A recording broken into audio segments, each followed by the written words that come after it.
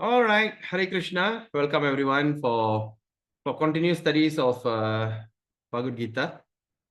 Yes, Hare Krishna, Harul Prabhu, and I welcome everyone. So today we're going to continue chapter 3, which is the title of Karma Yoga. Okay, Karma Yoga is going to be a very interesting chapter. But before we start, is there any reflection, anything that you like to share since yesterday's class? Is there any realization or any takeaway? Anyone? Okay, first of all, have you after the session, did you study or not? Did you go back and read your Gita? Anyone? Anybody home? I read before coming. Yes, Prabhu. Before your class. Oh, before the class. Yes. Oh, before the class, that means you studied about chapter 3, is it? No, I said first every chapter before you start, I read overnight, bro. I see. Yeah. That's very nice, very nice. So today we have less people here. There'll be like people are joining one by one. So, as usual, before we start, let's offer our obeisances and our gratitude to our spiritual master and all the entire preceptor. Without their mercy and their what they call their sacrifice, we might not be sitting here and reading Bhagavad Gita as it is in English. All right, it was something that least expected actually, that there will be an English Gita. There's an English Gita, and there's a Gita rendered in English as it is, right? Because as you know that all the Gitas are actually presented in all what they call Indian languages, right? Like Tamil, Telugu, Kannadam, and all this. But to be in English is something which is quite unique, right? So, and today, of course, the Bhagavad Gita has been translated into 80 languages, and more than 500,000 Gita has been distributed. Okay, there are more than 500,000 people are actually studying and appreciating this Bhagavad Gita. Okay, so before we start, anyway, is my voice is very clear or is it faint? Is it clear? Yes, Prabhu, it's very clear. Very clear. Okay, good. Okay, now because I put my microphone there, it seems the microphone shouldn't be very near to me. Should be far away. That's what I was wondering. Okay, so before we start, let's do our invocation prayer.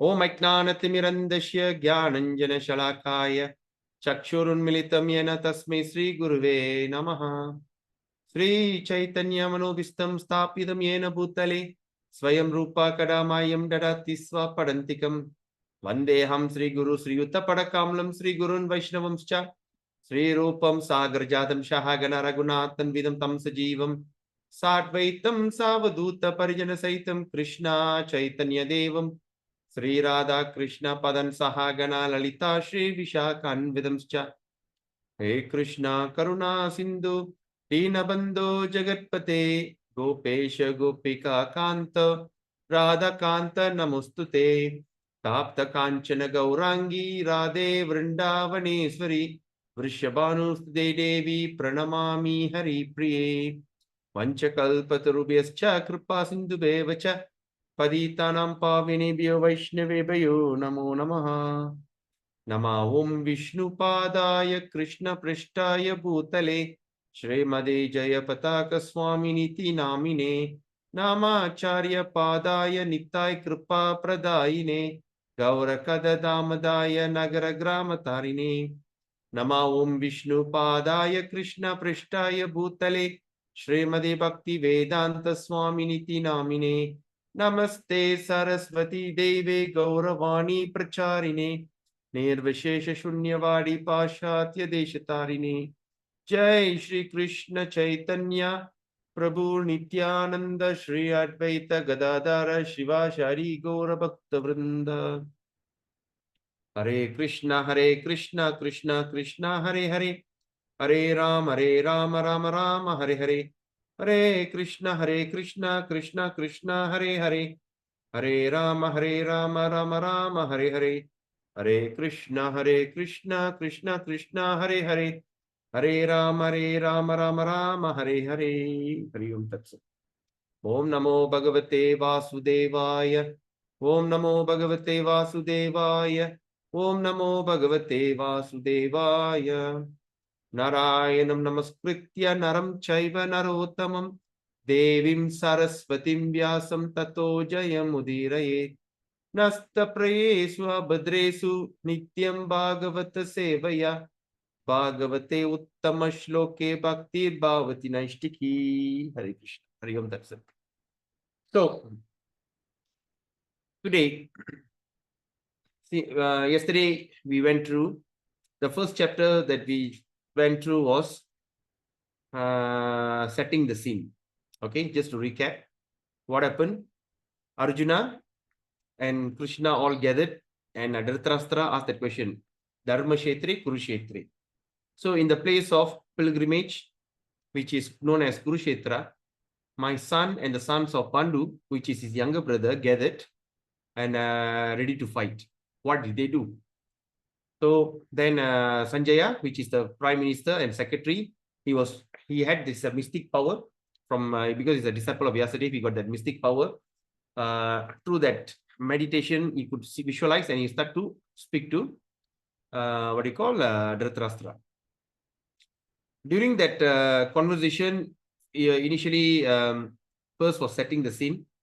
11 Akshoni, all right, the 2.4 million plus soldiers on Kaurava side, and 7 Akshuni, which is around 1.4 million, something like that, in on Pandava side. Both gathered, ready to fight. Why they are fighting? Because Arjuna was betrayed. Okay, the Pandavas was betrayed. Because during that Mahabharat, during that agreement, that after they come back from exile, the kingdom has to be returned to them, right? Because they are the rightful heir. Even despite that, the blind king Dhritarashtra was a caretaker king. He cunningly, tactfully made his son Duryodhana as the king, all right, which is not right. So after they came back after 13 years, they thought, okay, after 13 years, all should be settled. They'll be well established. And these guys will go into the jungle forest, somewhere or other, they'll disappear. So, and during that moment, when they went to the forest, there was a lot of plots to kill him. There's a lot of plots, especially they prepared a palace made of wax. So they all thought the idea is for all the Pandavas to go into that palace and they put on fire. So like that, there's too many plots to kill the Pandavas. It is not only they usurped the kingdom, but there was also a lot of attempt to kill these Pandavas. The own uncle, Priyappa, the own uncle was thinking of killing the nephews. There was such a horrible scenario. After they came back, when they asked for the kingdom, they say give it back. They say cannot. So they compromise. They say, Nema, at least don't give me 5. Okay, just at least give me 5 village. 5 village, because as a Kshatriya, I have to rule. I cannot sit in the house and do nothing. So I have to rule. That's my dharma. Prescribed duty. We discussed that prescribed duty. What does it mean? And after that, he says, nothing doing, not even a pin drop. The land which is the pin drop, I will never give you. After all the negotiation, nothing worked out. At last, the war was declared. And the war was declared in the place of pilgrimage called Kurukshetra. Why they selected that area? Because if anyone dies there, they go to heaven. Or if they win, they'll get the kingdom. And at that time, Arjuna was told Krishna, oh, infallible one, take the chariot and bring it to the middle. I want to see who is there to fight with me. I want to see who are the people are there. So what this Krishna did, he went and parked the chariot right in front of Dronacharya and Bhishma Deva, the teacher and the grandfather.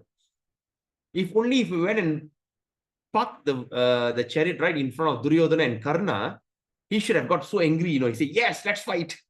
But he went and tactfully put in front of them. And when he saw that reality, that all is, then after that, he saw his grandfather and his teacher. Then after that, he went up, he saw that all his family members are all there getting ready to fight. He was so heartbroken and he said, I do not want to fight. So he gave 5 excuses. The first is no point enjoying this kingdom without our family members, right? So the kingdom will be tainted with blood. The thing that we're going to enjoy is tainted with blood. And secondly, he said the sin of killing elders like Dronacharya, Kripacharya, and what they call this Dronacharya and this Bhishma Deva. It's a sin to kill the elders. So he said he's afraid of the sin. Then after that, he said the destruction of family tradition, right? When all these kings dies, what will happen to their wife and their prince? Who's going to guide them? So it's going to create Varna Shankara, unwanted population. So, and also he was afraid that the wives will curse him. How dare you to kill your best friend? How dare you to kill your uncle? How dare you to kill your brother, cousin? You know, you're so close and you killed him. So he's afraid of all these things. And of course, at last, he couldn't make a decision to fight or not to fight. Is it worth fighting or not? So then he gave excuses. He said, you want to go to the forest. You want to meditate. Then after that, he says he wants to be a beggar. And he said, I'd rather stand as a beggar. But before that, he says, let them come and kill me unarmed. Let them. They want to take this. Let them kill me. I don't care. That's the first thing. Then secondly, he says, I'd rather be a beggar. Then after they say, I'd rather go to the forest and meditate. All right. I become a Tava Munivar. Right. I am a Tava Munivar. So I'm not interested to fight. Then we come to chapter 2. And in chapter 2, the Gita summarized. So in the Gita, first of all, Krishna was touching in many aspects, especially understanding yourself. So the first way we should understand thyself. You know, they say, know thyself. Even Bible, there's a first thing this is, know thyself. So what is the first thing that we should do? We should understand who am I. Right? And here it says that Krishna was giving a distinction between soul and we as a body. All right? So, and he explained about soul. The thing that stays in, it pervades the whole body. All right? Just like the sun stays in one place, but pervades the whole universe. Similarly, the thing stays in the body and pervades the whole body. When the thing leaves, the body becomes useless. All right? And also, analytically, he was explaining the size of the soul and all these things we have went through. So now we're going to come to the third chapter. How to work without being attached. This is something that I remember many years ago. I think it should be around 20 years ago. There was one MLM business. Starts with A. I don't mention. Just guess what is A. And there's one guy from India, a great, I think he's a great achiever. So he was giving a talk in, he was speaking in the rally, the seminar in America. So we are listening to the cassette. All right, that time the only cassette, you know, sometimes we put the cassette, we listen to all these talks to motivate us. So he's telling the most absurd thing I've ever heard in my life is do your job and don't expect any result. That is the most absurd thing I've ever heard. How could you do your job and don't expect any result? Where it makes sense. So that is how the people out there are very silly when they come to understanding of Bhagavad Gita. So why Bhagavad Gita has to be understood? We have to understand, or we should read and study Bhagavad Gita through a devotee, right? Because the devotee, why through the devotee? Because these are the people who are authorized to speak on this topic. Okay. It is not, Bhagavad Gita is not a kind of a motivational quote. Sometimes we go to certain house, we see there'll be a what they call, there'll be a frame. Oh, Bhagavad Gita, no, Krishna will be standing like this and there's a frame. What have you take back?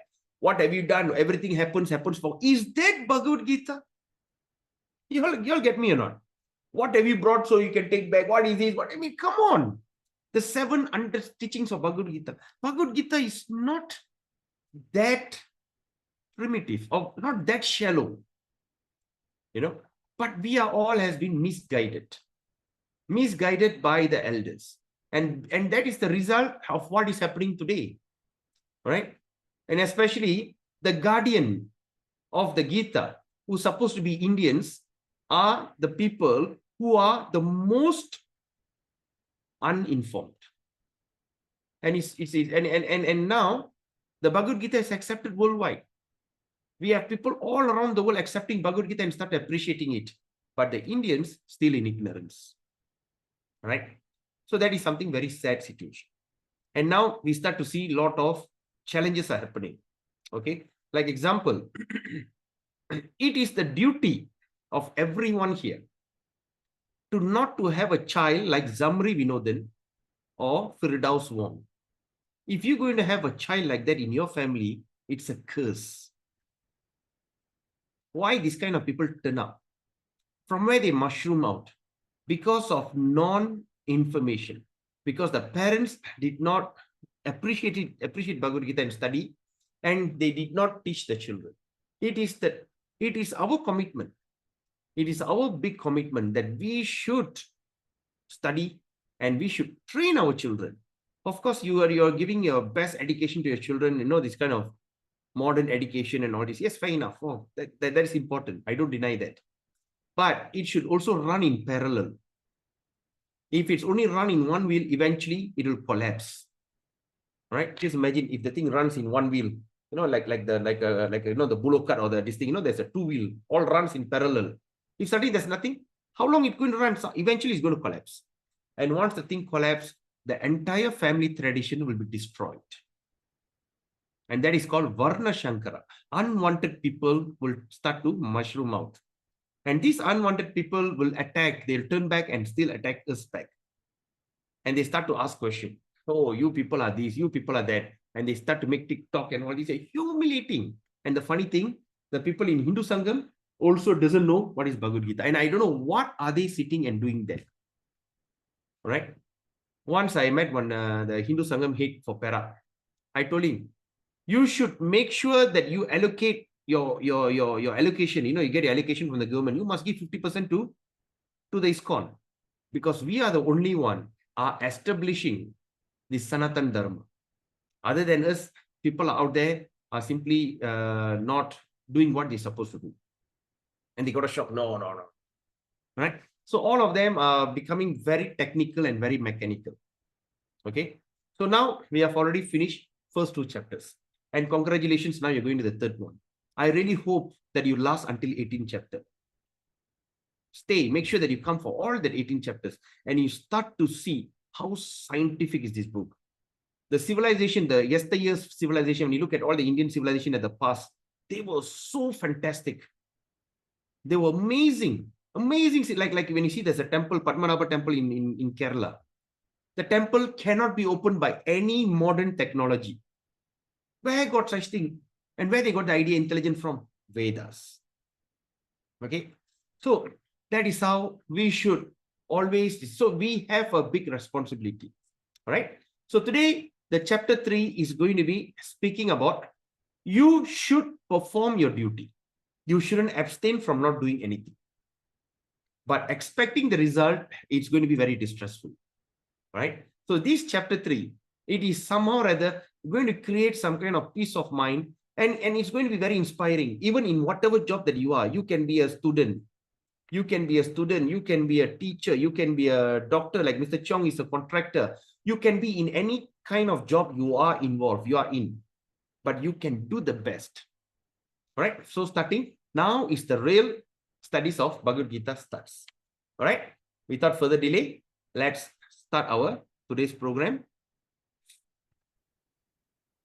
You all can see the slide. Yes, Prabhu.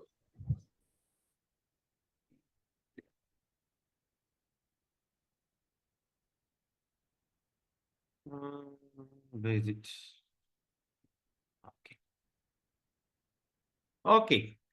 So ISKCON Ipoh, in collaboration with ISKCON Malaysia, proudly presents Gita Gyan, the essence of Bhagavad Gita, chapter 3.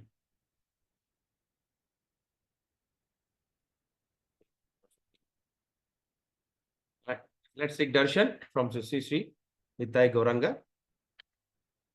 So today we dedicate our program on chapter 3 to His Divine Grace, Abhay Charanaravinda, Bhakti Vedanta Swami Prabhupada, founder Acharya of the International Society for Krishna Consciousness.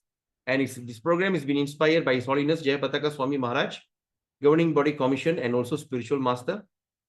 And today with program we also dedicate to His Grace Hanadi Jagannath Prabhu of Bengaluru, ISKCON Shishadipuram. He is the creator and the brainchild of the essence of Gita Gyan program worldwide. we were always thinking how we can outreach, because many people say that when you get connected to what they call Hare Krishna, they'll brainwash you. Have you heard that before? Have you all heard that before? Anyone? Yes, I did. Huh? Okay, who's there? I Who did, said that? Prabhu. Okay, I have Oh, a friend Lakshmi. who's an Mahavaishnavi here, Prabhu. I have a friend who's an atheist actually, so he doesn't believe in God. But then he also likes to go to Krishna temple. So there was this one time he went, and then he told that they looked down on him, and then they were forcing him to join. And then he Oh, just is it? shared it to me. Yeah, I Really? didn't say anything. Yeah. Uh, okay. Anyone? Now it's quite okay actually. When I became a devotee 31 years ago, when I was 15, it was a big hoo-ha. I was telling my uncle, I was telling everyone, hey, I am just being born as a Hindu, and I'm just accepting Krishna. I say, what's the big deal? Oh, they're going to brainwash you. They're going to... So that's always, they say, stay away from Hare Krishna people. You're going to get converted. So all these kind of things were happening because they were not informed. Okay. But then we were all looking for ways and means, how that we can go and reach out to people. So, and when what they call? When Anandi Jagannath Prabhu came out with this such an innovative idea, and it became a big hoo-ha, and everybody started to say, wow, I didn't know you Hare Krishna people are like it. Such a nice people, huh? Yes. Okay. And I thought you all are aggressive. How we aggressive? We are not aggressive. We are just following what Bhagavad Gita says. We don't follow the grandmother, what they call the Aesop story, or the grandmother, fairy tales, because we want evidence. Okay, especially me, I wanted evidence. I don't listen to anything with there's no evidence. All right. So when he came out with this plan, it was such a fantastic idea, and it became a big explosion. Okay, now let's look at today's Gita Mahatmya. Okay, it's Mahatmya number 3. I forgot to put the number 3 there. So in this Gita Mahatmya, it says, Maline mochanam pungsam jala snanam dine dine jala snanam. Jala means water. Snana means bathing. Jala snanam dine dine sakrit gita mrita snanam sansara mala nashanam. Nashanam means destroy. Samsara means what? In Malay, we call sansara, suffering. So samsara mala, that means the garland of suffering destroyed. So it says, one may cleanse himself daily by,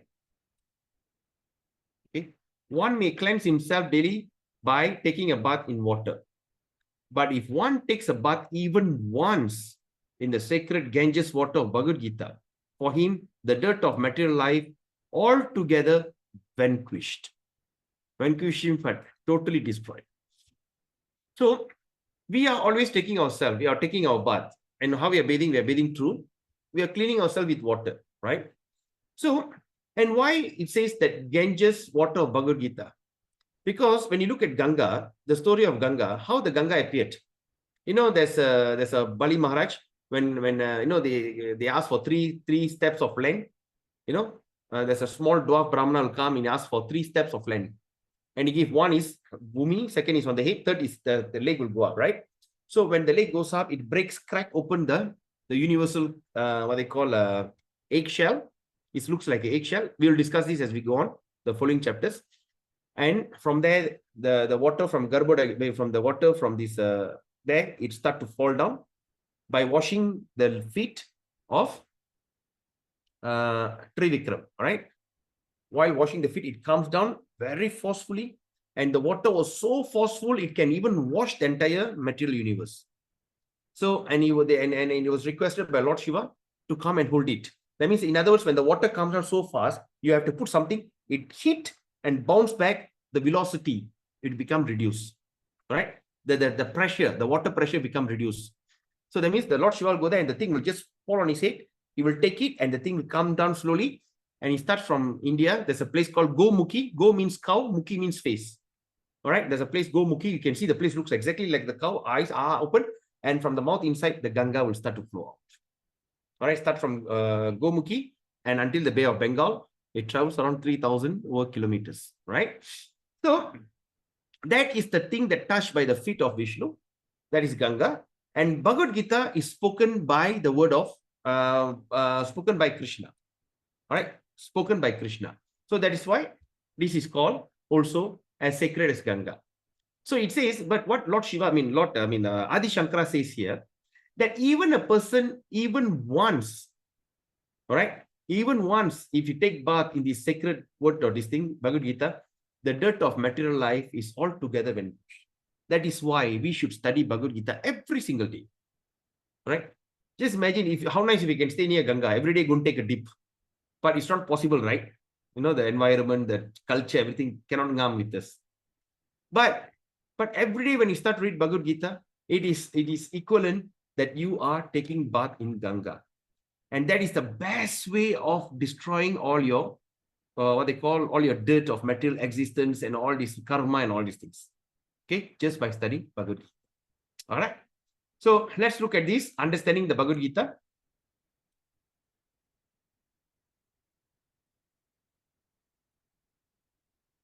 Okay. Arjuna was in relationship with Krishna. I mean, Arjuna was in relationship with Lord as a friend. All right. He is not even a friend, but also a cousin. Okay, his cousin and all this. But his relationship is like a friend. And of course, there's a gulf of difference between the friendship, this friendship and the friendship found in the material world. It's a big difference. This transcendental friendship, which cannot be had by everyone. Of course, everyone has a particular relationship. Let's look at that. Of course, everyone has a particular relationship with the Lord. So what we can understand from here, whether you realize or you don't realize, you have a kind of authentic relationship with the Lord. It's not only you, it's every living entity. Even you see the cockroach that's running around you, that's carrying you. Cockroach. And that cockroach is running because there's a soul there. There's the consciousness that is moving. And that cockroach also has a relationship with Krishna because the soul is struggling in the body of cockroach. So every living entity has a particular relationship. So what we can understand from this, think about it. You are an authentic person. You are a unique person. You are an individual. And you have a specific or particular relationship with Krishna. Okay?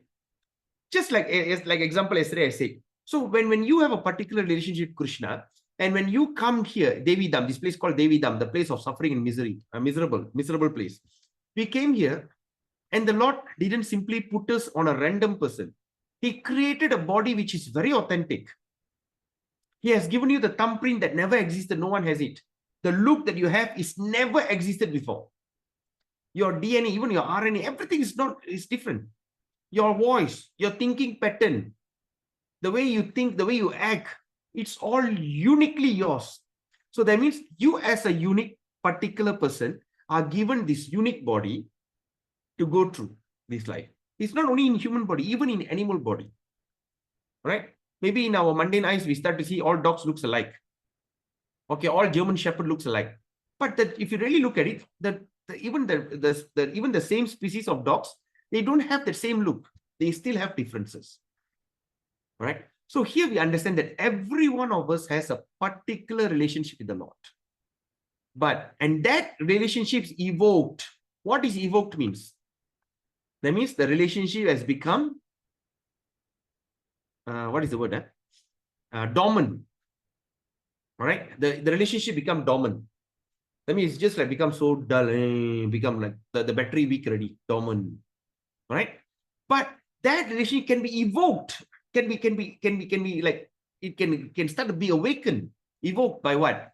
By the perfection of devotional service. Right? So we may be thinking, what is that devotional service is all about? By the end of Bhagavad Gita, you'll understand what is devotional service. All right? So the perfection of devotion, that means when we start to serve the Lord, because we are actually serving, right? Okay. Say like a line, what they call? An operator serving the line leader.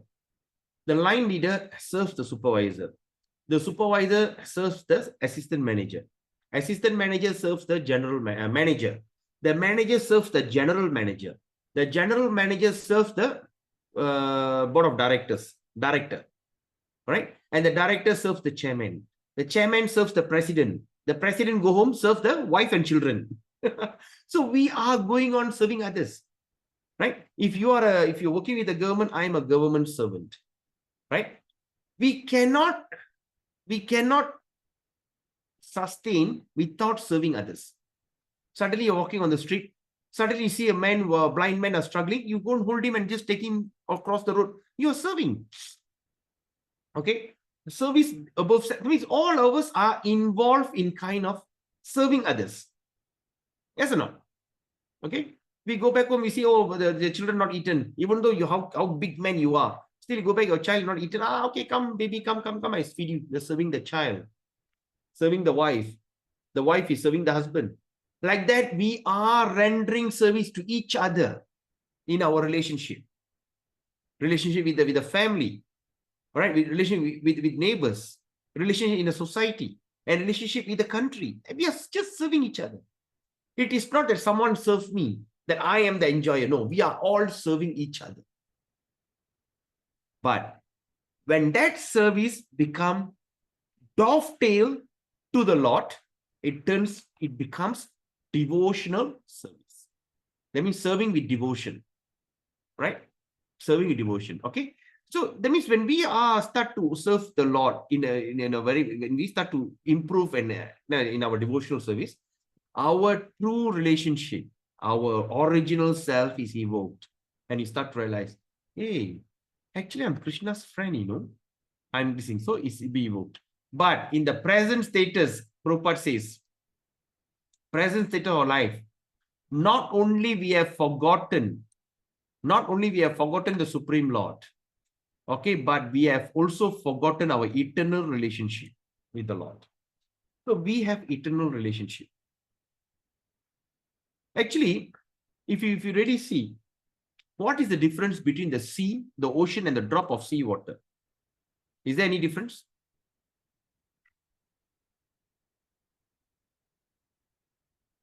Anyone? What do you think? Is there any difference? Probably not. Yeah, of course it's not, because both are salty, right? Yes. Rishika, both are salty, yes or not? Yeah, So it comes from the same place. exactly, it's same entity, right? You go to the middle of the sea, you take the drop of the sea water, you come to the shore, you take, it stays the same. There's no difference. The drop and the ocean, there's no difference. But there is one difference, the quantity. Yes or not? You are just holding one drop and there's a quantity, vast ocean right in front of you. Similarly, what is the difference between you and God? There's no difference.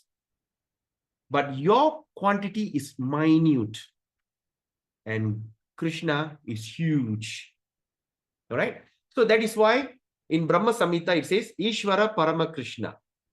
Ishvara means controller. Parama means supreme. All right. Krishna means Lord Krishna. Ishvara Parama Krishna. Sat Chit Ananda. Sat means eternal. Chit means full of knowledge. Ananda means beautiful. Anandam, right? Vigraha, body. Anadir Adir Govinda. Sarva Karana Karanam. Sarva Karana Karanam means is the cause of all causes. So similarly, we are also Sachidananda Vigraha. We are also Sachit Ananda Vigraha. Okay. There's no difference. Okay. We are also Sachit Ananda Vigraha. But what is my Sachit Ananda Vigraha? I'm minute. Right? That means I have a body which is eternal, full of knowledge, very beautiful Vigraha. Right? But we have forgotten it. So since we have forgotten, we are going into this temporary existence. Right? Every living being, now look at this, every living being, out of many, many billions and trillions of living beings. I mean, out of many, many billions, trillions. How many, many? That means uncountable. Okay. Now, our living beings has a particular relationship with the Lord eternally. So in other words, dear Prabhus and mothers, everyone of every living entity, even when you see a worm struggling in the stool, or when you see a fly that flies and sit on a dog stool, even that, all of them has a particular relationship with Lord eternally. All right. So what Prabhupada says, every living being, he's not specifically says every human being. He says every living being. Okay. Out of many, many billions and trillions, okay, because there's so much uncountable, has a particular relation with the Lord eternally. This is called Swarupa, the original form. By the process of devotional service, that means by the process of devotional service, one can revive. Okay, what is revive means? Any doctors in the house? Other than Vaishnava Kripa Prabhu? Anyone medical student? Anyone? I'm not a medical student, but I can try. Okay. Now, now, Krishika, the scenario is like this. Mhm. Okay. You're with me, yeah? Yeah. Okay. Now, you see a person suddenly faint in front of you. Oh my. Okay. What will you do? Probably try to wake them up, shake them, How? and How? shaking them. Take them, okay? Then? And then if they're unresponsive, probably we can call. No. Calling the ambulance all out of the topic. Okay, out of the topic. Are you okay? Yeah. What will you do as a first aid? As a first aid, if they're unresponsive, they will probably go for CPR first. CPR when the person faint? Depends on the situation. No, I'm not saying the fellow got a heart attack. I'm just saying if he fainted. Okay, fainted. Okay. They would. I don't know how to say this in English. When the person, what do? You take the water and throw on his face, right? Sprinkle. Yes, sprinkle on his face. Try to wake them up. Just water and sprinkle and shake the first sprinkle on the face. Yes. Then what will happen? Maybe they'll wake up. Okay, what do you call that? What do you call that? Reviving them. Reviving. Yes. The word is reviving, yes or not? Yes. Okay, now let's come to the next scenario. Mhm. Suddenly the person got a heart attack, Oh all my right? God. And the fellow stopped breathing. What will you do? Just now you sit? CPR. We'll try to CPR. revive them. So after that, what happened? After the CPR, he will be He would be revived. revived. So what is that revival means? Bringing That means, bringing something that is dormant back to life. exactly. That means, in other words, formerly the person was conscious. In between, he fainted, he lost his consciousness, and later he come back to consciousness.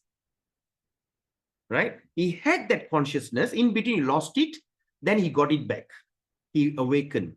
Suddenly, heart attack, the person stopped breathing. All right? He was alive. In between, suddenly the heart stopped. Then, when due to the CPR and all these things, suddenly he awakened. That means he's coming back. That means he was alive. In between, at a short period, he stopped breathing, heart beating. So in a short period, he died, then come back again to life. Right? That's called revival. So that means the revival here means by the process of devotional service, one can revive that Swarupa. The Swarupa means your original relationship. So that means you had that original relationship, and in between now you have forgotten it. And once you start to engage, you will remember back what is your original relationship. It is just like you are in amnesia. Right? In last session, we had a very nice topic when somebody talked about amnesia. So that's when I got the idea. Yes, amnesia. You had that consciousness, suddenly something hit on your head, you forget everything. Right? Just imagine you're a son of a multi-millionaire. Suddenly something hit on your head and you think, oh, then you forget everything, but end up you living in a family of a you're living in a poor family in a hut. I mean, you live with a poor person in a hut. You have forgotten that you are actually a millionaire. In that forgetful situation, you start to see, oh, this old frail man is my father. That lady is my mother. And I only eat khichdi every day. Right? Kais makan, what? Kais pagi makan pagi, kais petang makan petang. I have to go to the farm and work because he's in forgetfulness. Suddenly, another lock come and hit. He said, "Trung," hit. He said, "Ting." He come back like, hey, what am I doing here? Hey, why am I standing on the mud? Hey, who are you? I said, no, son. Hey, I'm not your son. I'm a son of Ambani. I'm a millionaire. Why am I doing it? So come back.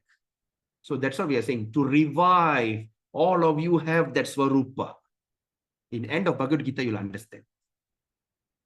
All right. And when you start to understand, when you start to remember that, that's called Swarupa Siddhi.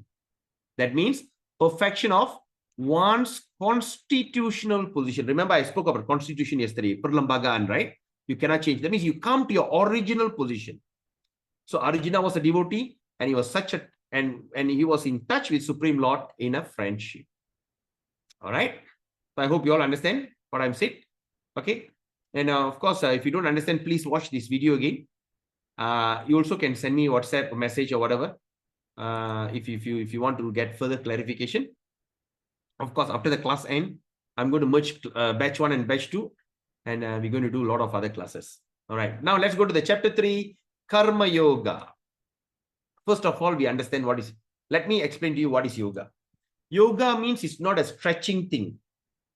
Everyone around, they start to think that yoga means is something that you stretching exercise. I got a Bhakti Yoga center in Ipoh. That day one lady called up, "Sir, I'm having, do you own that yoga center?" I say, "Yes, I do."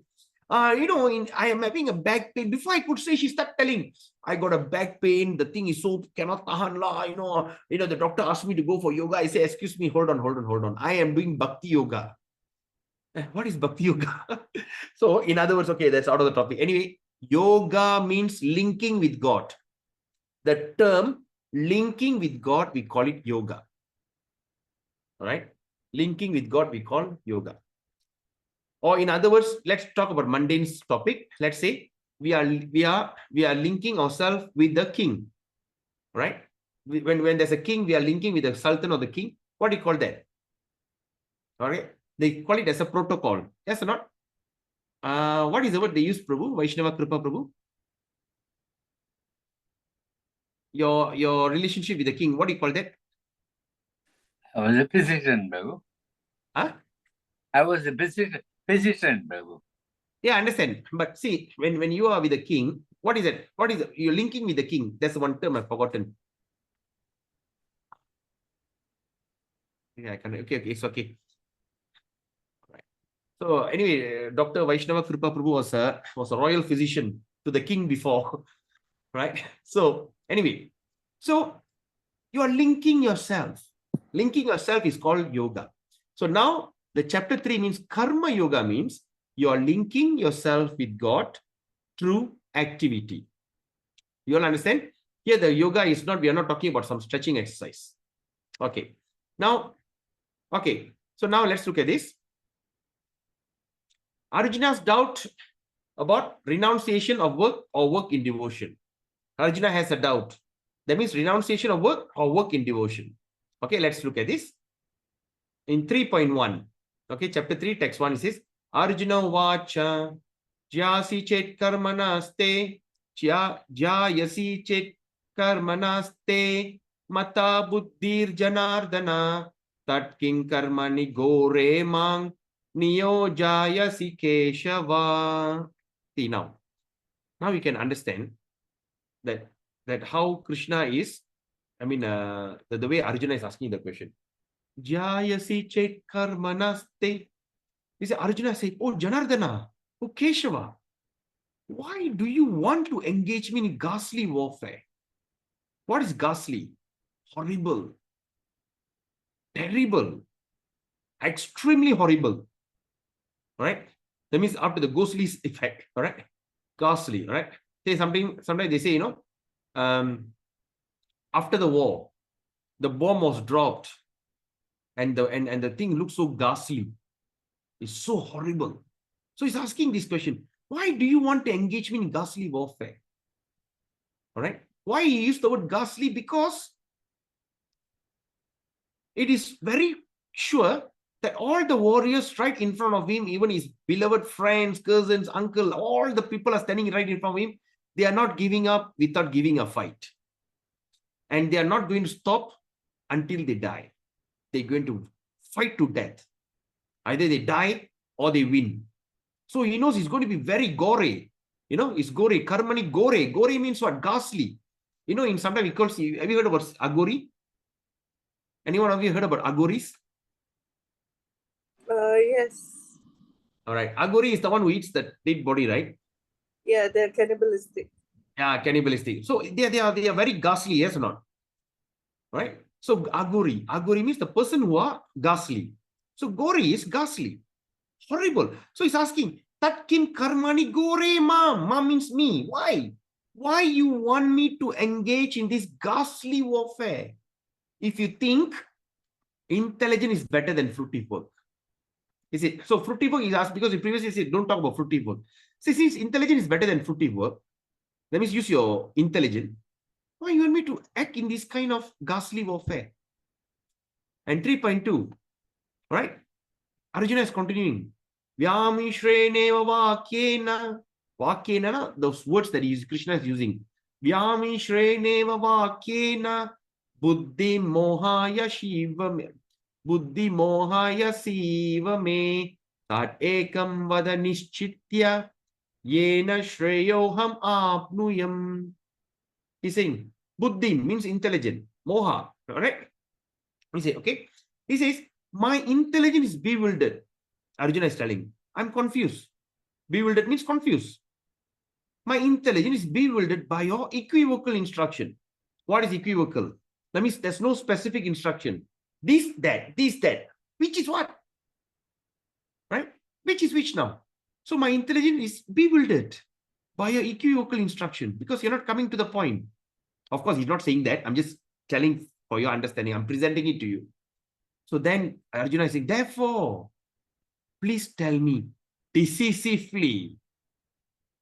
So what is decisively means? Make it firmly. Tell me which will be the most beneficial for me. So Krishna is asking, after we finish chapter 2, they gave a lot of options. Now we start to say, tell me decisively. What is most beneficial for me now? Because Arjuna is in distress. And Arjuna has accepted Krishna as a spiritual master. Has surrendered. And he's giving instruction, this and that. Is it intelligent? Activity. This, that. He said, I'm confused. Please tell me decisively. Make a decision. What is the best for me? Which is most beneficial for me? Arjuna asked that question. 3.4. All right. Shri Bhagavan Vacha Na Karmanam Anaramban Naishkarmyang Purushošnute Nacha Sanyasanat Eva Siddhing Samadhi Gacchati. What Krishna says. The personality of Godhead, Lord Sri Krishna said, not by merely abstaining from work. That means not by merely abstaining, that is not doing, staying away from work can one achieve freedom from reaction. At the same time, he says, nor by renunciation alone one can attain perfection. Because Krishna is talking about staying away from work so that he doesn't have karma. He is not going to create the fight. Abstaining, he says, you want to go to the forest. Then after that, he says, you want to renounce. You want to become a renunciate, sannyasi. Go around begging for food. Right? So that's what Krishna says here. That just by not doing your job, you can achieve freedom from reaction. Okay, I stay away from this kind of job. Or it's not that you're not going to stay away from the reaction. At the same time, renunciation alone, that means you accept renunciation, sannyasa. Okay, you renounce everything. Alone, you cannot attain perfection. Are you all following me on this? Yes. Yes, Okay. Prabhu. Very good. All right, now let's look at 3.5. Nahi kaschit shanamapi jatu tistatya karma krit karyatehya vasha karma sarva prakritir jairgunai. What Krishna says here. Everyone is forced to act helplessly. Krishna says here, everyone is forced to act helplessly according to the qualities he has acquired from the modes of material nature. Therefore, no one can refrain from doing something, not even for a moment. Right? So it says here, that everyone is forced to act helplessly. We are actually all acting helplessly. Okay? How we are acting helplessly? By the qualities that we have acquired from the modes of material nature. Right? So until we born, we are considered neutral. But by the time we born, and to whom that we are born, that is that material nature. That is that mode that we accept. Example, I am in a mother's womb. I don't know what is happening out there. Suddenly I come out, I come into a family of righteous Brahmana, of great devotees. So that means I'm straight away go into that mode. I'll be just practicing bhakti from the day I was born. Similarly, if I born in a family, when I just come out, suddenly I see I'm in a family of big, rich and aristocrat. Right? They'll put me in a golden cradle and everything, and I'm going to have beautiful, enjoy life until the end. And suddenly, or third scenario, suddenly I come out, I come out, I see I born in a slump, like the slump in Bombay. Right? Slump. Or I born in an aborigine. I born in the deep forest in Amazon. Right? To the Red Indians. So what I'll do, I will start to put some marking, pierce my nose like this, like that. So that means according to the mode of nature that we fall into, all right? Once I go into that mode, either I'm going to take the Vedas and study, or I'm going to have a beautiful, fantastic lifestyle as a millionaire's son, or I'm going to take the wood and just pierce my nose like this and just dance, right? By wearing straw around my waist. So I am acting helplessly. What is the three mode of material nature? We will study as we go. Therefore, no one can refrain from doing something. As long there is a soul, there's a consciousness exists, because that's what we have studied before yesterday. Remember, soul is immutable and it's not stagnant. So whenever there is life, it has to go do something. Even the tree that stands also doing something, like growing up some new twigs, there's activity. There's no such things will just stand there, do nothing. All right? So you cannot refrain from them doing it. Not even for a moment. Are you all following me on this? You all understand? Yes. Okay. Now, then Krishna says, 3.6. He says, Karmindriyani sanyamya ya aste manasa smaran indriyartan vimudatma mityachara sa uchyate. What he says here? One who restrain the sense by action. Okay, one who restrain the senses. Let me see, restrain. That means, okay, now I want to be seeing, I'm just controlling my senses. But whose mind dwells on sense object, the mind dwells on the sense object, certainly deludes himself. That means certainly is cheating himself. And it's called pretender. Okay. What example I can give? Sometimes, like we take a vow. Right? We take a vow. 40 days, vegetarian. I put mala. Right? Like, for instance, like Swami Ayyappan. Okay, I put mala for 40 days. Huh? First day, second day, third day, oh my God, I cannot tahan. You know, I cannot tahan means what? Okay, the smell, the neighbor will be cooking something, the smell will fly. Oh, what is that? Oh, cannot. But you're restraining your you're controlling yourself, but your mind, you're still thinking about that. You understand what I mean? Huh? So you are controlling. So that's why Krishna says here, if you do that, if you restrain your senses, but your mind is dwells on the object, oh, nasi lemak, okay, today, okay, all the things, when your mind dwells on that, you certainly deletes yourself, because certainly someone or other you'll fall into it. And it's called pretender.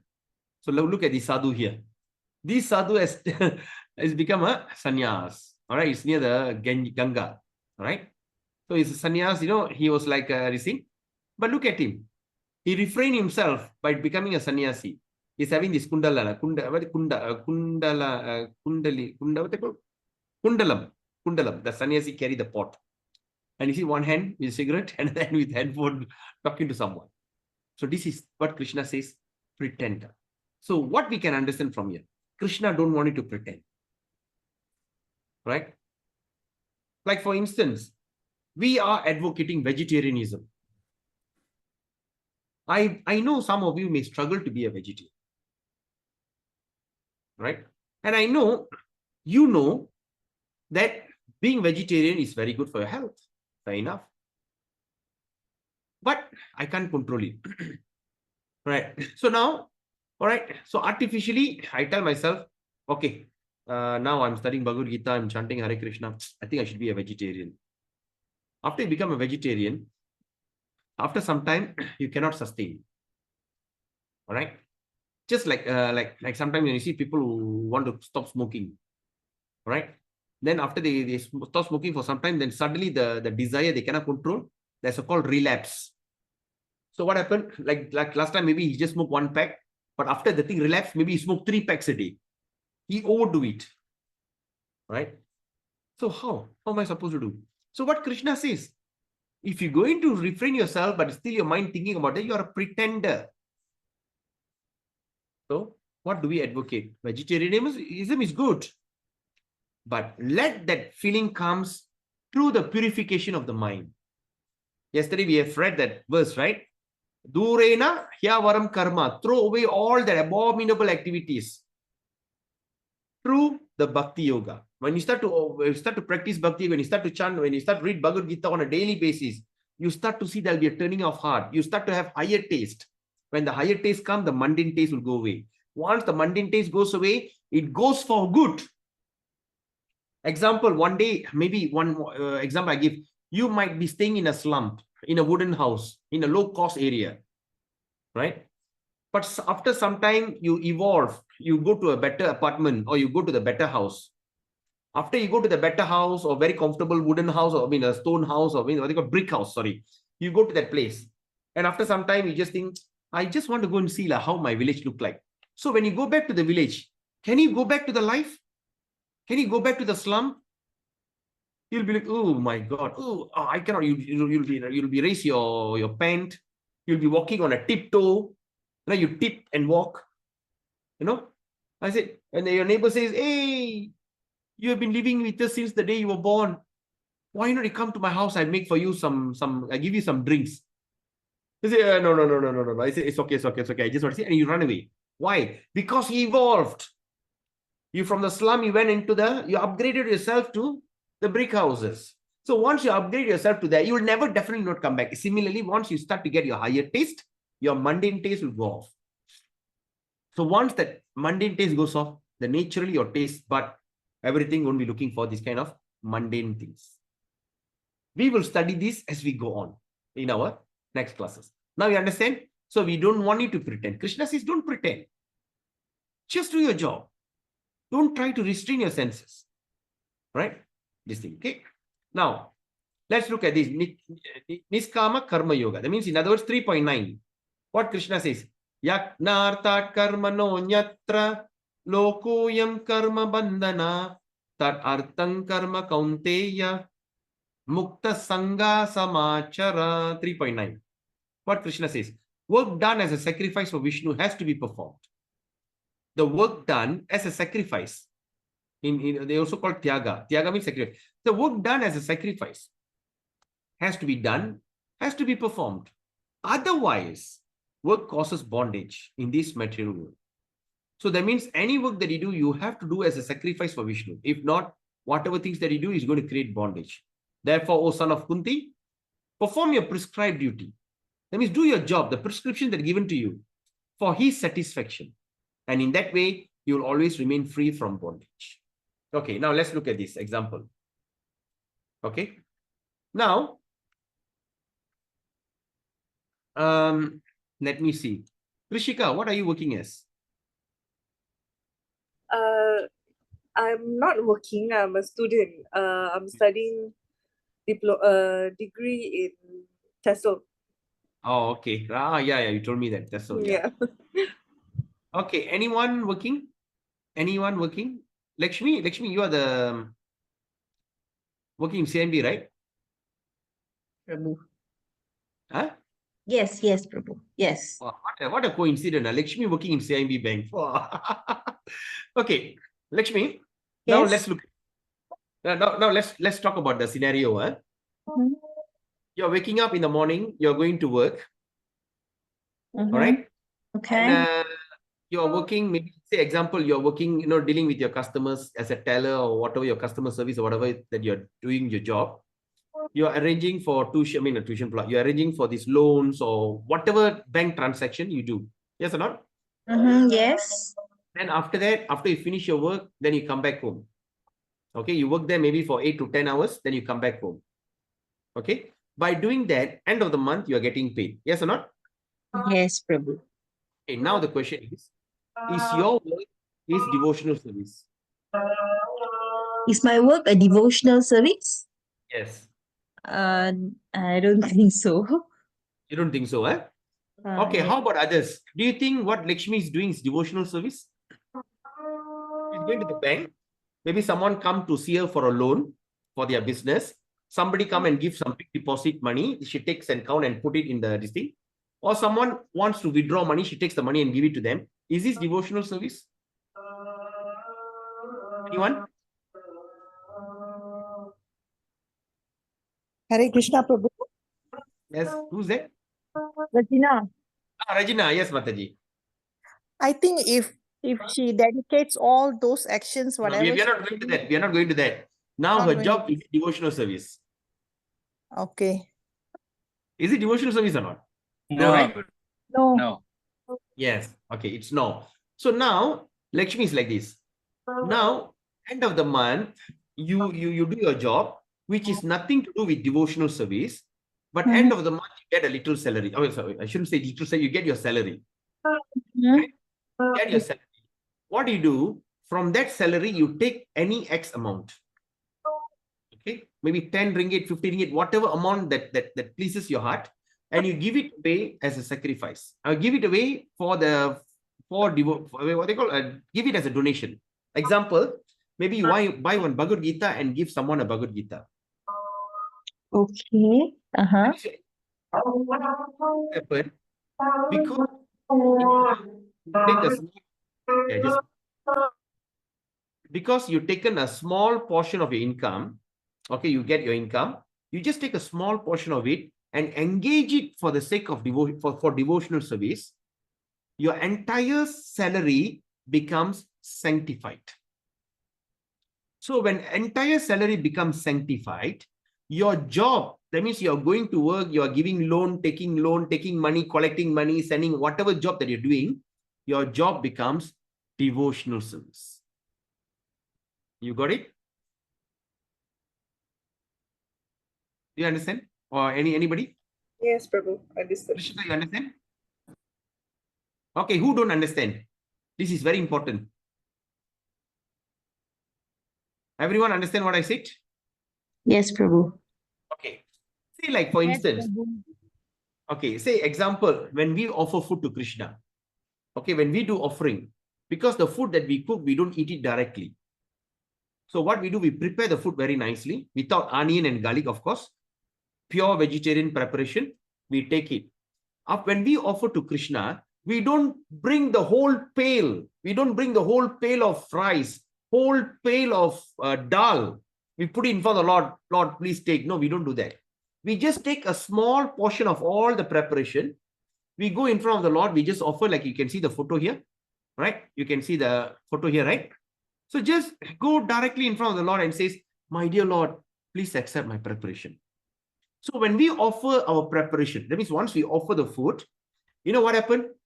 When Krishna accepts it, all the entire preparation that we have made in the kitchen all become prasadam or sanctified. So similarly, when you start to, your job got nothing to do with the devotional service, but when you just take a small amount of money every month and use it for the sake of devotional service. Example, you just distribute one Bhagavad Gita. You encourage one person to read a Bhagavad Gita. All right? Maybe one Bhagavad Gita going to cost you 50 ringgit. Just take the 50 ringgit, get one Bhagavad Gita and give it to someone. Yes, please take it. That means your 50 ringgit, that means out of your whatever X amount that you're earning, You just take a small portion, offer it to Krishna. Your entire income becomes purified. And how you earn that income? That income is earned through activity. That means you go to the work, you do this, you do that, you give loan, take loan, people don't pay, you call, you send people, you send the warning letter, all these things. Sometimes people will be like cursing you, whatever things. The whole activity in the bank turns to be devotional service. All right. So that is what very Prabhu, I have a question. Yep. So when we talk about devotional service, right, does giving charity to a certain temple count? See, Krishna says here, okay, let's look at the verse here, what he says. Work done as a sacrifice for Vishnu. Okay, has to be performed. So if every temple that they're going is Vishnu temple, yes. Okay. Okay, understood. Okay. So yagna tat karma nyat. Okay, so that means what we do here. So that is how. So that's why all our devotees, especially in batch 1, you know what they do? That's why what I encourage you, do the RDC formula. Read Bhagavad Gita, distribute Bhagavad Gita, and chant Hare Krishna. Distribute Bhagavad Gita means try to get the Bhagavad Gita and give. Of course, now we are only in chapter 3. But once we go to chapter 5, 6, 7, 8, 10, you'll be very convinced why Bhagavad Gita is a very important text. Right? So anyway, so that's what I'm saying. So we are creating, that means we are not getting any reaction, the bad reaction from what we do. But when the person who doesn't give and take all the money and keep to themselves, they are called misers. They will suffer the consequences. All right. So let's look at this. So, say like for instance, all right. Okay. So in other words, see satisfaction in that way, you'll always remain free from bondage. Free from bondage means in your transaction, in your job, you might have done a lot of mistakes. You might be telling lies. Maybe on the way, you might hit a dog, right? Or maybe there'll be a lot of things, right? You might scold someone. That person becomes so upset. All these are sometimes. So all these things can create bondage, right? Can create some kind of reaction. So you will be free from all bondage. All right. So the what they call the duty has to be done. Okay. Example, when you see the convict with a knife and the doctor with a knife, the convict used the knife to kill, but the doctor used the knife to heal. The terrorists used the gun to kill, but the army used the gun to protect. So you may ask a question. So that means, how if people go and do this kind of abominable activity and come and give money to Krishna, will they be saved? That was a question asked before in my batch 1, right? Say like, okay, I become a butcher. Okay, I sell fish. I take the money and give it to you. Will it be I'm killing that goat or cow and cooking and eating, and the money I give it to you? Can it be killing the cow, cooking the cow, eating the cow, become devotional service? If any one of you thought about it? No one thought about it, eh? So that was the question. Wow. So that's the thing. Whatever things, there'll be still terms and condition applied. Right? Terms and condition applied. Of course, the sacrifice they do, it does benefits them. But at the same time, there'll be also a purification process will start. And somehow or other, there'll be change of heart and they'll give up. Because as I know, there's one in KL, there's a great, one of the top veterinarian. He actually resigned his job after he discovered this thing. He's the one who approves the cows to be slaughtered. He resigned 24 hours, He's a very high, what they call high level government officer, veterinarian. He's the one who approves the cows. Okay, the cows are healthy, can be slaughtered. He's the one who approves it. When he heard that, he resigned on the spot. Of course, there's terms and conditions applied. Right? So now it's okay. Now shall we take a short break? Right now the time is 8:01. Okay, we take at least 8:42. We take a 2 minutes break, then we come back. Okay, Hare Krishna.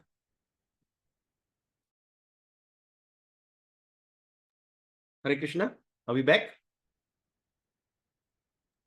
Yes, Prabhu. Okay, let's continue.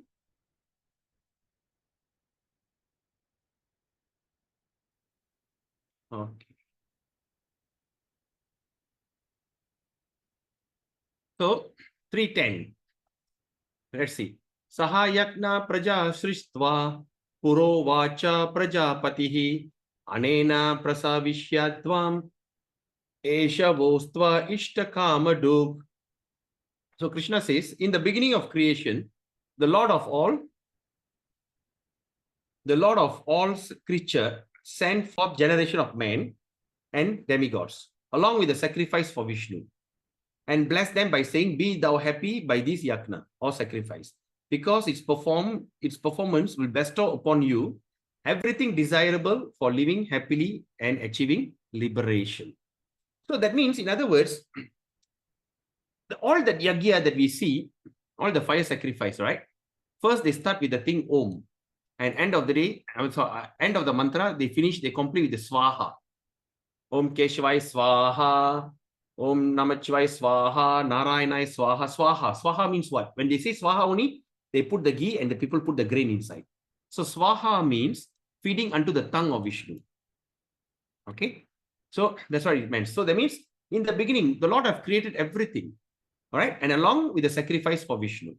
And in 11, it says, Krishna says, Devan Bhavaya Devan Bhavayatanena Te Deva Bhavayantu Va Parasparam Bhavayantaha Shreya Param Avapshyata. So it's what Krishna says here. The demigods or the devatas, being pleased by sacrifice, will also please you. When they please by your sacrifice, and they will also please you. And thus, by the cooperation between man and the devas, prosperity will reign for all. So that means when we start to do this kind of sacrifice, of course, here what Krishna is saying about the fire sacrifice. So when we do this, there'll be the cooperation between man and the devas. Okay, prosperity will reign for all. All right. So let's look at the Karma Kanda. So it says, Annat bhavanti bhutani pranyat anna sambhava. So parjanyat anna sambhava yaknat bhavati parjanyo yakna karma samudbhavaha. What Krishna says, all living bodies subsist on food grains. Every living entity survives with food grains, which are produced from the rain. Yes or not? The rains are produced by performance of yagya, sacrifice. And yagya is born of prescribed duty. So when a person got the prescribed duty, that means he got a job to do, the prescribed duty, he got job. And when he makes money, what do he do? He perform yagya. Without money, what yagya they can do?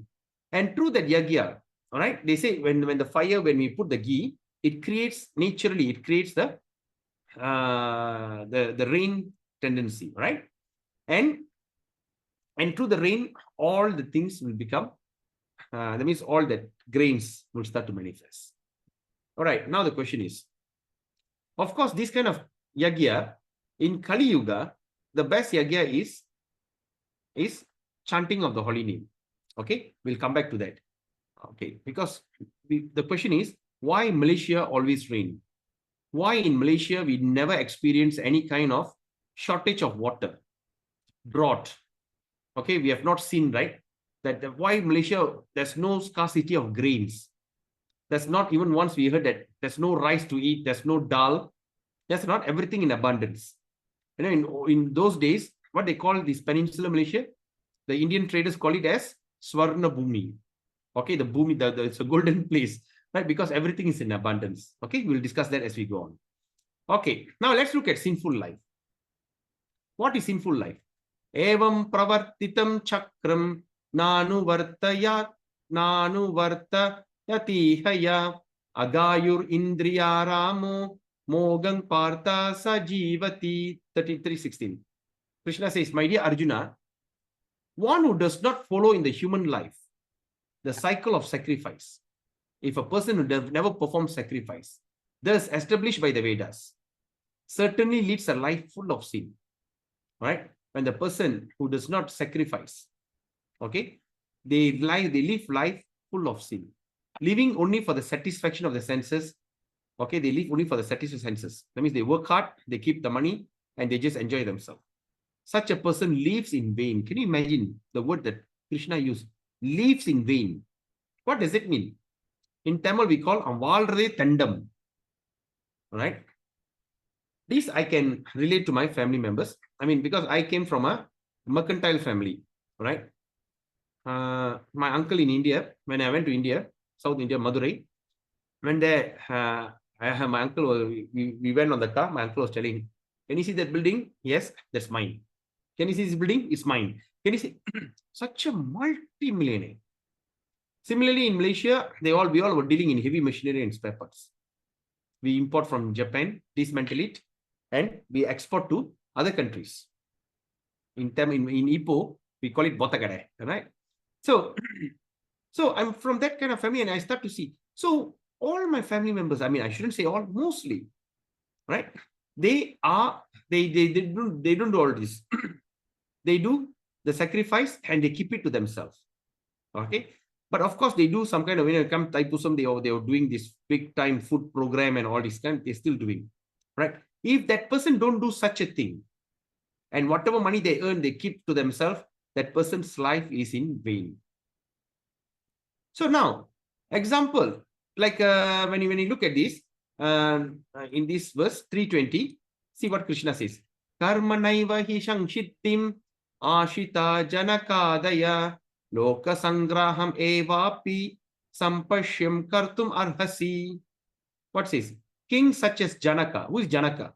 Janaka is the father of Janaki, or Lord Ram's father-in-law, Sita Devi's father. Attained perfection solely by performance of prescribed duty. He just did his duty perfectly and he achieved perfection. Therefore, just for the sake of educating the people in general, you should perform your work. So Krishna says, just for the sake of educating the people in general, because people are watching you, you should perform your work. I mean, what does it mean? So this is an indication that Krishna is telling Arjuna, but actually he's training all of us.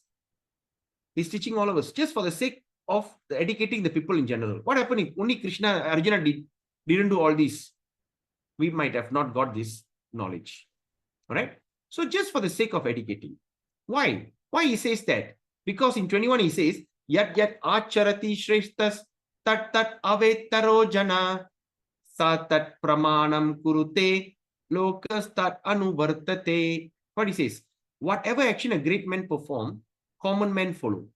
And whatever standard he sets set by exemplary act, all the world pursues. Because you are a great man, we must understand. So as we get older, we become adult, we become a leader of the society or community or even household. We should set up an example. Because Krishna says, if you're going to, for the sake of educating the people in general, you should fight. Because whatever great men do, common men will follow you. They will start to follow you and you're going to lead them into a wrong example. Then after that, Krishna says, all right, Name partasti kartavyam trishu lokeshu kinchana nanavaptam avaptavyam varta eva sakarmani. Krishna says, oh son of Pratap, there is no work prescribed for me. Krishna saying about himself, there's no work prescribed for me. I don't have any prescribed work within this 3 planetary system. That means Trishu Lokeshu. Trishu means 3. Loka. Loka means planets. In this 3 planetary system, I don't have any prescribed duty.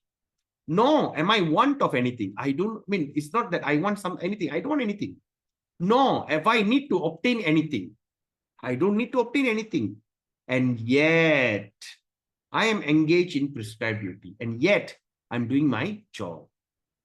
So, what he says, Yadi hyaham na varteyam Jatu karmanya tandrita mama vartmanu vartante manushya partha sarvashaha. Krishna is saying this. For if I ever fail to engage carefully performing prescribed duty, if I fail to do what I supposed to do, O Partha, certainly all men will follow my path. They will follow my path. Right? This is an example. See, Krishna married many wives. He has 16,108 queens. All right. So what he did? So Narada Muni went to visit him, visit Lord Krishna's palaces in Dwaraka. All right. When he went to the palaces, he started to see, can you see all many varieties of palaces? Of course, now everything's submerged into the ocean, right? In every palaces, he's doing his job, he's doing his prescribed duty, right? Example, this one example, what we can say is, this is a Sudama, right? Or in Tamil, we call Kushelan, the story of Kushelan, right? So Sudama, a Brahmana, Krishna's classmate, they were in when they were in what they call Gurukul. So he came to visit him. So he came and received him, washed his leg and worshipped him and put a garland and gave him a very comfortable place. So he did his job as a king who respects the Brahmana, right? And of course, here he's meeting up people, and in another place he'll be like talking to his wife and children and all these things. So there are so many activities. One place is resting, another place the people are coming. Narada Muni is coming to visit him. Another place is another palace. He was playing with his children. Another palace he was like playing chaturangam, chess with it. That means he start to have many activities. Right? As a father, as a man, as a distinct king, he do what he's supposed to do. Right? So now, in 324, we are going to discuss about refuting the destruction of family tradition. Right? The argument, just Krishna says, Arjuna was telling that destroying the family tradition. Let's look at this. Utsideyur ime loka nakuryam karma chedaham sankarasya chakartashyam upahanyam ima praja. So what he says here? If I did not perform prescribed duties, Krishna says, all this world will be put into ruination. All will be ruined. I would be the cause of creating unwanted population. Okay? And I would thereby destroy the peace of all living beings. Okay? So what we understand, Krishna himself as a god, he came and did his job. He just set his example. This verse shows Varna Shankara is caused by not fighting, but not by fighting. Varna Shankara means unwanted children. He was talking about that, right? The family destruction. He says, what he says is that the Varna Shankara, the unwanted things will start to happen is not by fighting. Okay, caused by not fighting, but not by fighting. That means, in other words, it is all these caused by abstaining from fighting.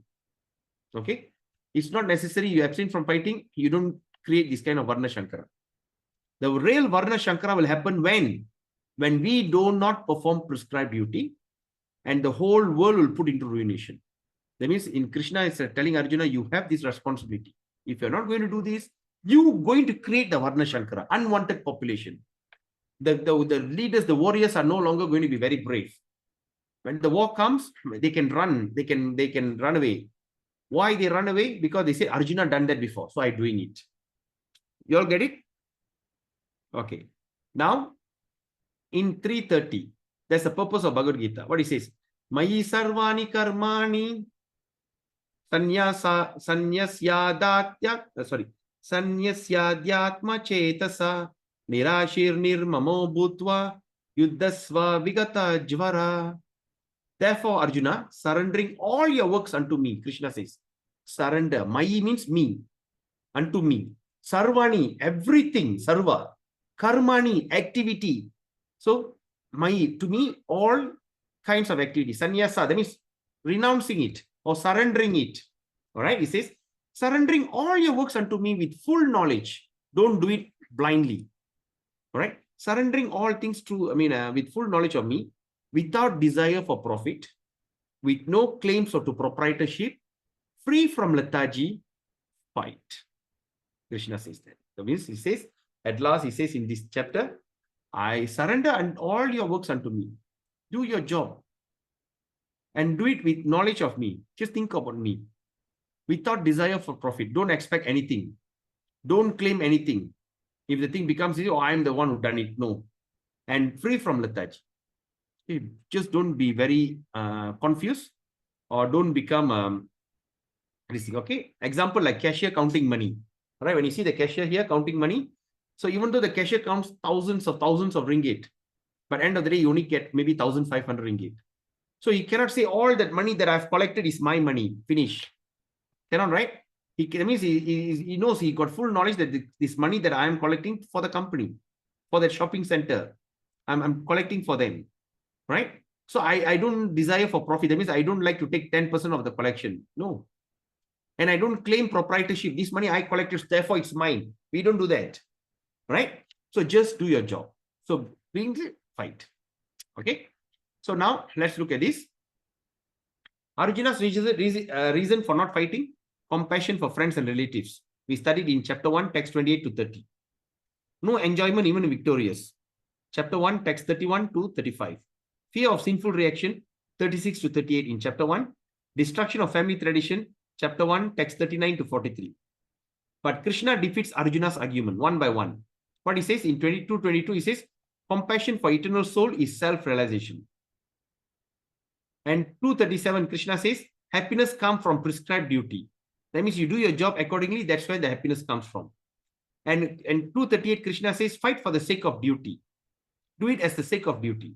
And 324, Krishna at last, he says, Varna Shankara is caused by not fighting, but not by fighting.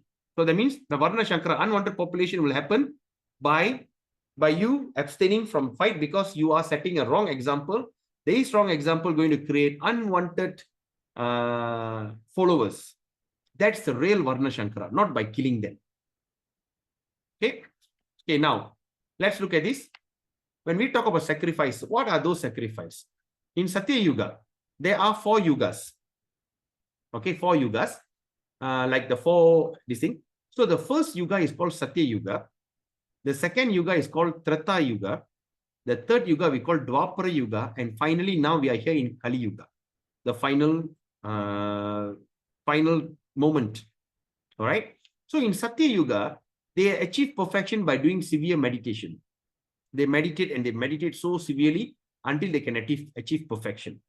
In Treta Yuga, they do this huge fire sacrifice. How they do the fire sacrifice? By simply chanting the mantra, and the fire will come out. Not by putting a matches, throw the thing and the fire. No, they just chant the mantra, the fire will come out. So they achieve success by doing big fire sacrifice. In Dwapara Yuga, they achieve perfection by doing huge temple worship. See, in Satya Yuga, Treta Yuga, Dwapara Yuga, for these 3 yugas, you need qualification. You need to have a very good education, knowledge, determination, long life, all these things. But in Kali Yuga, we don't have any of this. Right? So in Kali Yuga, the only prescribed duty, the only prescribed action that we can do, sacrifice, is do this Harinama Sankirtan. Just by simply chanting Hare Krishna, Krishna Krishna, Hare Hare, Hare Rama, Rama Rama, Hare Hare, you are actually performing the Kali Yuga Yagya, sacrifice. Now the question is, why Malaysia is always rains and all? Why in Malaysia we don't have anything? We don't have earthquake, we don't have volcano, we don't have typhoon, right? We have abundance of water, we have abundance of rain. Our dam never dried up. I'm 46, until today I never seen any electricity cut. All right. The food is fresh. We got abundance of vegetables, abundance of grains. Why? Because in Malaysia, we are chanting Krishna's name every single day. We call Hari. Hari means day in Malaysia, right? Hari. Hari apa ini? Hari. Hari Deepavali, Hari Raya, Hari Haraya Haji and all this. Hari. There's also a shopping center, famous shopping center called Hari Hari. Right? Hari Hari, come and shop here. Hari Hari, they put a big blast. Right? And we call what they call? We call that sun, Mata Hari. We call that butterfly, Rama Rama. So the word Hari, everyone in this region, Indonesia, Malaysia, all is everyone, especially Malaysia, everyone chanting the name of Hari, Hari, Hari, Hari, Hari. Right? Hari Slamat, Hari Merdeka. Now soon 16 is going to come, Hari Malaysia. Every day Hari. So when all of us are chanting, you see, so there is no scarcity of rain and all this abundance.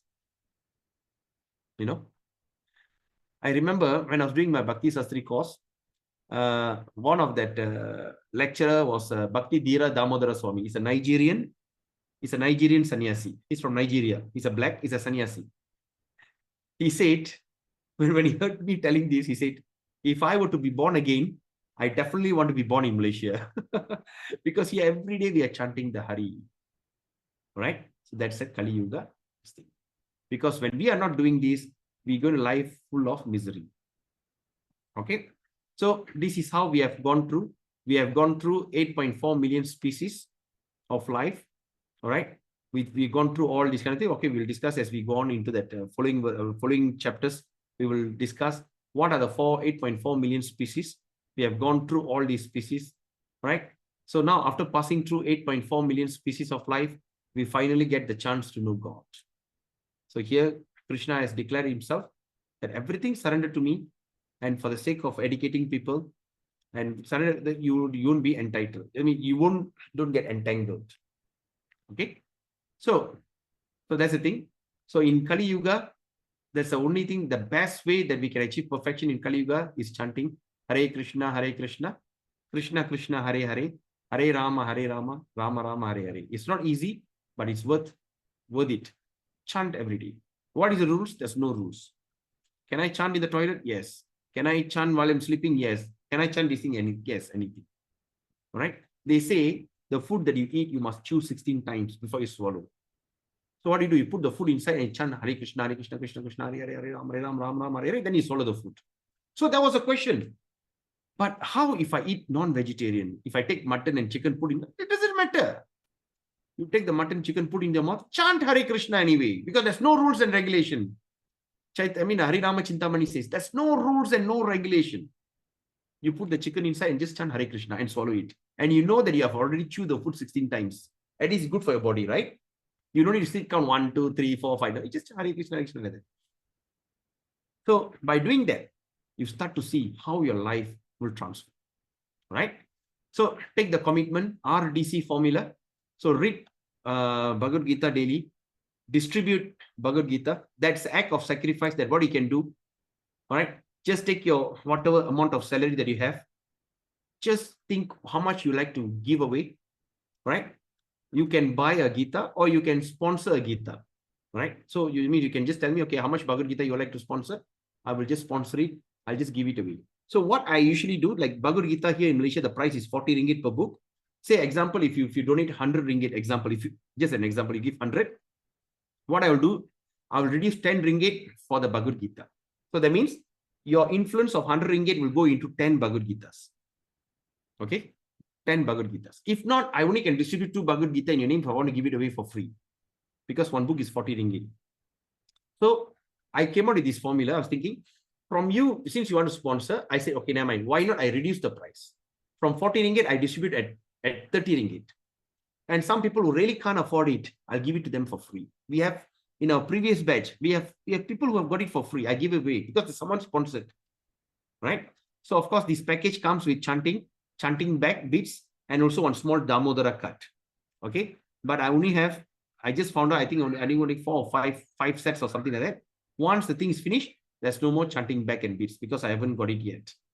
But so that means Bhagavad Gita, 1 set of chanting back and bits, and 1 small Damodara cut, all come for 50 ringgit.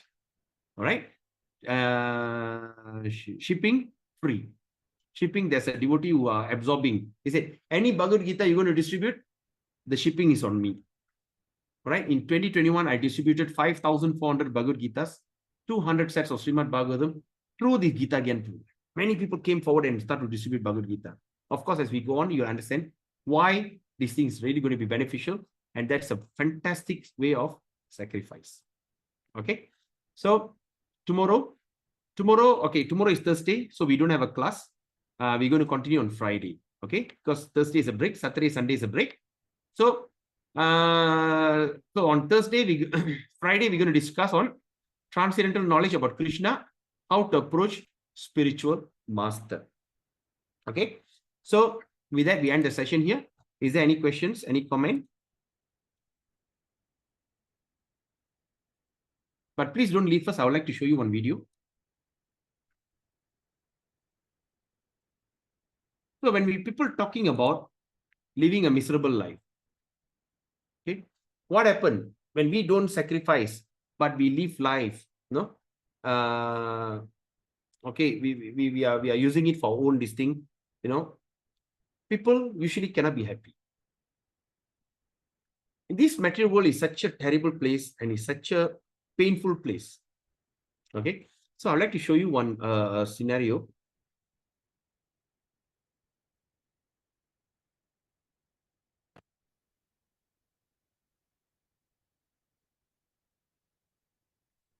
Okay, I'd like to show you a scenario.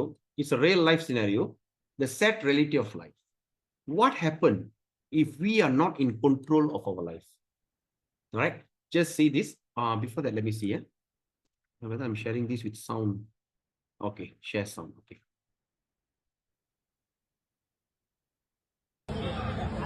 என்னைக்கு போறோம்? இன்னைக்கு ராத்திரி காலையில நீங்க வந்து பார்க்கலாம். தொங்கிக்கிட்டு கிடப்பேன். எத்தனை மணிக்கு டைம் சொல்லுங்க. கரெக்டா. நீங்க காலையில என்ன வந்து 7 மணி 8 மணிக்கெல்லாம் நீ வந்து பார்க்கலாம். காலையில வீட்டு மணி. எத்தனை மணிக்கு மணி சாவ போறேன்? ஆமா. உனக்கு தலையில அவ்வளவுதான்ற. ஆமா. சரி. ஏன்னா நான் இப்ப 5 அடியில சுத்திக்கிட்டு கஷ்டப்பட்டுக்கிட்டு இருக்கேன். நீ வந்து 5 அடிக்காரனா இருக்கிற. ஆமா நான் சரி வீட்டுல இருந்து நான் வசதியா வாழ்ந்து உனக்கு மாசம் வந்து பிஞ்சின வருது. வேணாம் அதை நான் பாக்குறேன். நான் பாசத்தை தான் இது நல்லா உட்கார்ந்து சாப்பிட்டு அழகா இருக்கலாம். Okay. I think some of you have seen this video because it was circulated in social media in Malaysia. Okay, what we have heard from here, he's telling, come and see me tomorrow morning, I'll be hanging. I'm going to commit suicide. And the friends thought it was a joke. And the friends were telling, why do you want to die? You got so much of money. You are so well-to-do, right? At the same time, you're also getting pension. He's a government pensioner. You are getting pension. You should enjoy your life. Why are you lamenting? He says, no, I don't want this thing. I only want love. He wants love. The scenario is his family members, the children, he wants to see his grandchildren, but the son or daughter not showing the children to him. And because of this frustration, he was telling that he wants to commit suicide. இல்ல ஒரு சின்ன உடைய தெரிவித்து சந்தோஷமா இருக்கு. ஏன் சாவ போற? ஏன் சாவ போற? வேணாம் கண்டிப்பா சாவ போறியா? ஆமா நாளைக்கு கொண்டு போவோம் இன்னைக்கு night. So is very sure of committing suicide, and this is what happened next day. Next day, he actually committed suicide.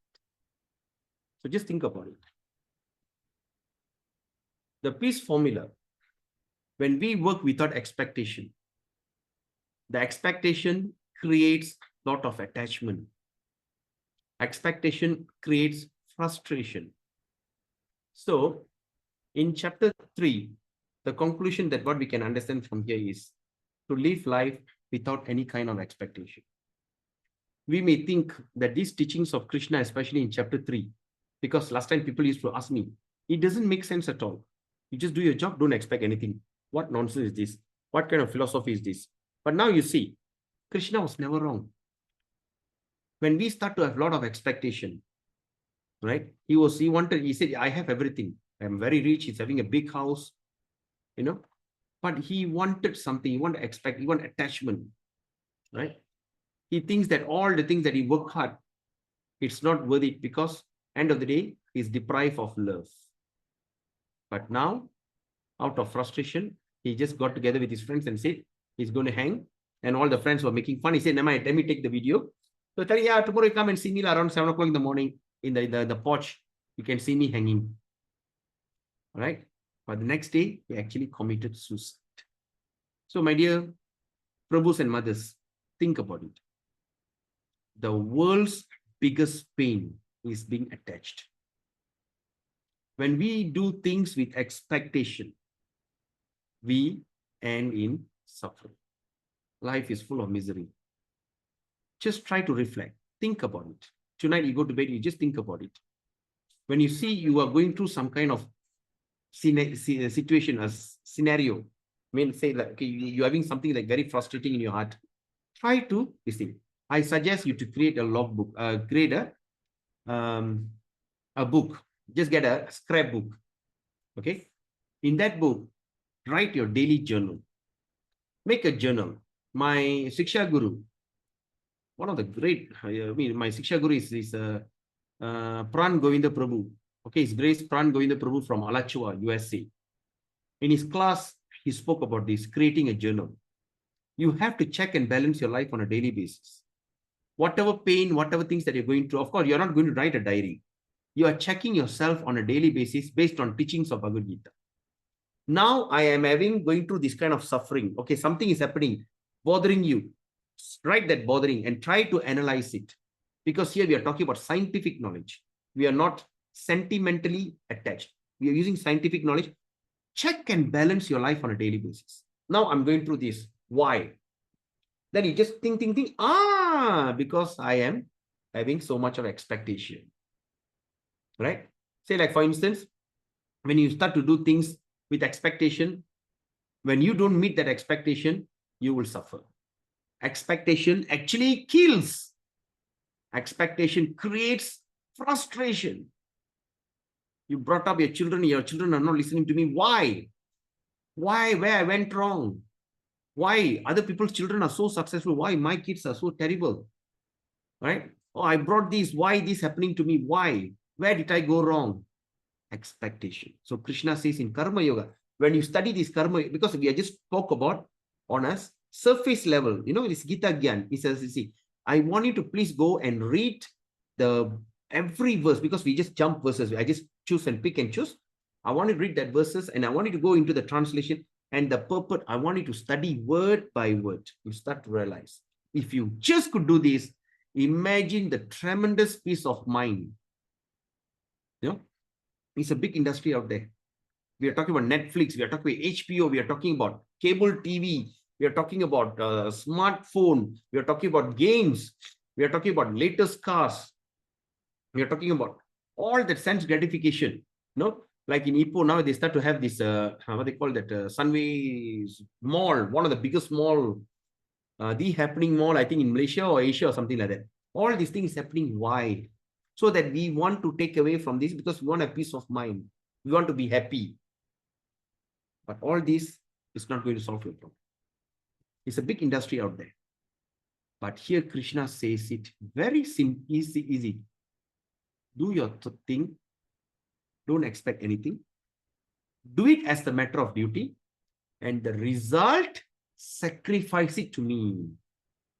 Just think about me. In full knowledge. Don't do things blindly.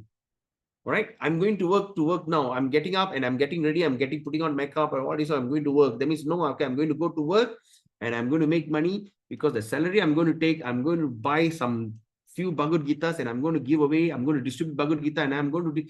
That is my intention. In order for me to do this service or this sacrifice, I need to earn money, and therefore I need to go to work. So by doing that, that means you're just going to work and you're going to perform fantastically well. I'm telling you. Because being a motivational speaker and a self-development coach before, I have seen this, all my training based on Bhagavad Gita, right? They're like sometimes like in insurance industry, they come and say, you want to be MDRT? Very simple. Just do your job. Don't expect anything. Don't go with intention. When I speak to the plumber and that person is going to sign up a policy from me, don't ever, just show the best. I've done my job. You make a decision. And in no time, that person start to hit MDRT very quickly. He started to become very successful. I've created so many people like this, all based on Bhagavad Gita. Well, of course, that's mundane, that's material. We're not talking about material story here. In fact, I've given up being a inspirational speaker and also motivational. I've just given up all that.